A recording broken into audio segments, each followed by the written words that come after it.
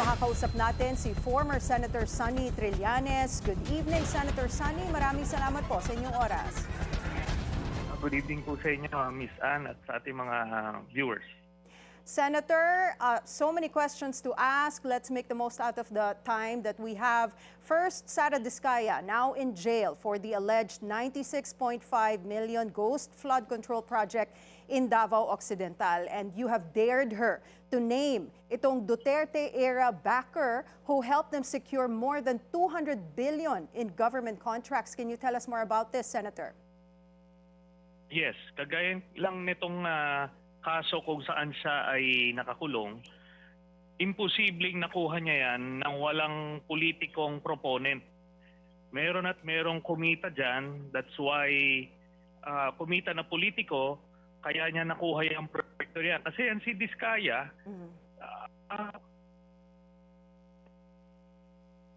abot siya dyan sa Davao. Kaya kung makikita natin, ng mga kababayan natin, from 2017 hanggang 2022, umabot ng 200 billion pesos ang mga kontratang na corner niyan ni Diskaya. Senator, do you think itong pagka-aresto kay Sara Diskaya is strong enough to expose itong systemic corruption network or baka maging scapegoat ito for powerful protectors? Hindi naman. Kumaga kasi hindi naman ibig sabihin nun na magiging mapapawalan sala. Siyempre kailangan niyang isauli yung mga nakuha niya na pera. Kasi ang pagkakaalam natin, dito sa 200 billion pesos na kontratang nakuha ni Diskaya, ano lang siya dito? Siya lang ay isang front. So nakakakuha siya ng mga royalty. Royalty lang ang nakukuha niya dyan. Senator Sonny, pag-usapan naman natin ang naging reaction mo on the sudden death of former DPWH USEC Catalina Cabral, who plays an integral part in the flood control mess. Ano yun? Reaction niyo po, sir, sa pagkamatay ni former DPWH Undersecretary Catalina Cabral. Siyempre tayo ay nalulungkot na umabot sa ganitong punto.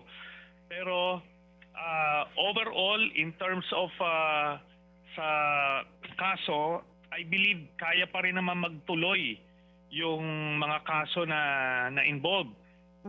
At siyempre, dito naman kay Yusek Cabral mismo, sabi nga natin, it is unfortunate do sa pamilya, pero tapatan naman po tayo, talagang medyo malaki rin naman yung naging pakinabang ng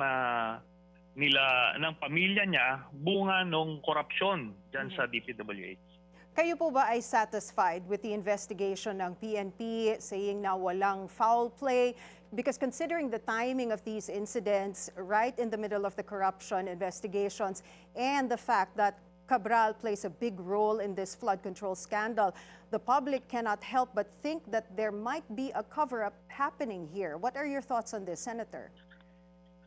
That is entirely possible, pero based dun sa mga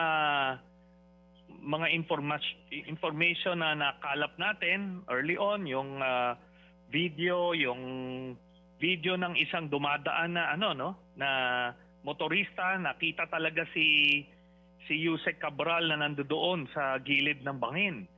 Tapos meron pang selfie itong driver. So far, everything checks out. At base dun sa impormasyon na nakalap din natin, weeks ago, simula nung pumutok itong issue na ito, medyo iba na ang nagiging epekto kay Yusek Cabral na ito ay na-depress at talagang sobra ng nervyos. So hindi natin i-rule out yung foul play, pero so far mukhang talagang suicide yung nangyari. But do you think the authorities should continue investigation? Definitely, kailangan natin ma-ascertain, kailangan natin ma-rule out. At bukod pa dyan, kailangan ma-recover natin yung laptop, saka yung cellphone ni Jose Cabral. Kasi ando doon sigurado ako yung mga transaction dyan, yung mga commission dyan. Makikita yung lahat doon. Speaking of documents of the late Catalina Cabral, sa tingin niyo po ba dapat isa publiko ng mga otoridad ito pong sinasabing listahan daw ng mga proponent na mula kay Cabral? Meron daw pong kopya nito ang ombudsman. It should be part of the investigation and eventually dun sa trial ng kung sino man ang ang mahagip, ang mame-mention. At the same time, kailangan din it will be a guide para do sa iba't ibang investigation. Senator, I'd like to go back to something that you said earlier. You mentioned na front lang ang mga diskaya na nakakakuha lang sila ng royalties. What do you mean by that, Senator? Ganito po kasi, itong sila Diskaya, nagsimula ito sa Pasig. Ano lang ito sila, dami lang sila nung mga nakaraang local government leaders dyan sa Pasig. Tapos, eventually, noong 2016, nung naupo na si Duterte, ito ay inaccredit na maging AAA contractor. Na sa aking paniniwala ay beyond their capacity. Tapos ngayon, sila ay nakakakuha ng kontrata all over the country. So, tapos at the same time, so it's beyond the capacity of even yung mga talagang malalaking mga kontratista kasi magmo-mobilize ka ng equipment mo, yung mga tao mo, talagang yung expertise, masecenter lang sa ilang proyekto. Pero ito, sabay-sabay, daan ng proyekto nakuha nito. Tapos, yun na nga, ang impormasyon, ina-award lang sa kanya kunyari, joint venture, tapos binibigyan lang siya ng royalty, so wala siyang trabaho. Yung mga kapartner na contractor, sila yung gumagawa if at all. At isa nga dyan sa mga kapartner ng kumpanya ni Diskaya ay yung mga kumpanya nung tatay at kapatid ni Bongo. Yan po. Ang kailangan imbestigahan ng todo ng mga otoridad, lahat ng contracts sa DPWH ng mga mga proyekto ni Diskaya, yung mga ka-joint venture nila, yun yung mga tunay na kumita ng malaki dyan. Now, speaking of government contracts, Senator Sonny, going back to Catalina Cabral, during a House committee hearing back in September, she confirmed a 51 billion flood control budget na nakuha ng distrito ni Davao City Representative Paulo Duterte, and you are urging the government to follow this paper trail. Do you think na itong pagkamatay ni Cabral will derail investigations? Hindi naman po. Kasi yung binigay lang naman niya na confirmation, verifiable yan ng ibang mga dokumento o mga testigo. Kagaya nga nung mga sinuggest ko, unang-una nilang gawin, lahat ng mga kontrata doon sa distrito ni Pulong Duterte, yung umabot sa 51 billion, nakalagay doon kung sino yung mga kontraktor. Ipapatawag nila lahat ng mga kontraktor na yan at yung district engineer nung panahon na yon, ipapaturo sa kanila kung nasaan yung exact location ng mga project na yan.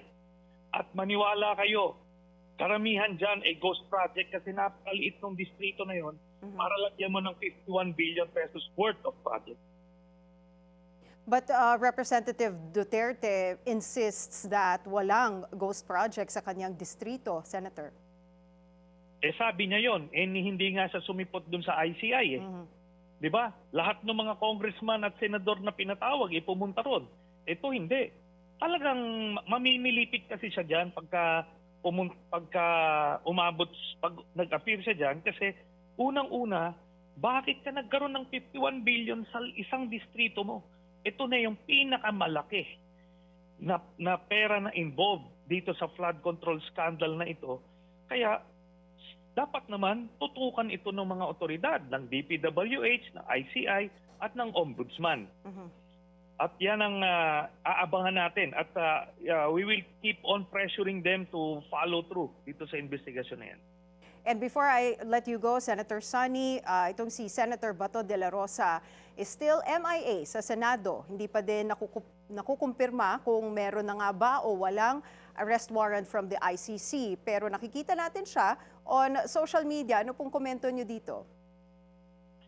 Ano po, pagka natapos itong regular session na ito sa June, sa July po at hindi pa rin siya mag-a-appear, magpa-file po ako ng ethics case para ma-expel siya dahil hindi siya pumapasok. Yan ang mandato niya at pag hindi niya ginawa yan, ay ano siya, meron siyang dereliction of duty, ika nga. Kaya pwede siya ma-expel. Ganun lang po yan.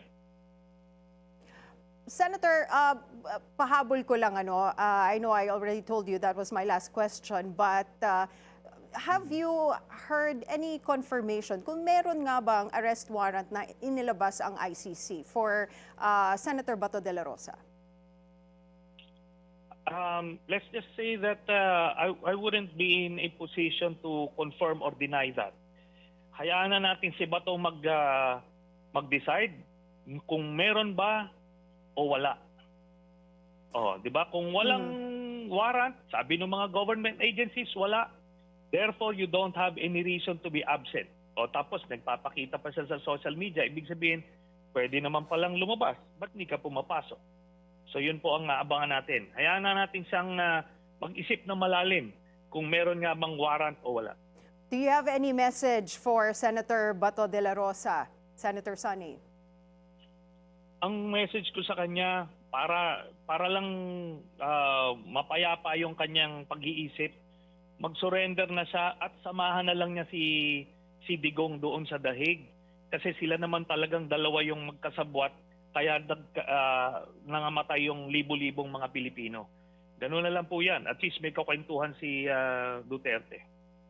Maraming salamat po sa inyong oras, former Senator Sonny Trillanes.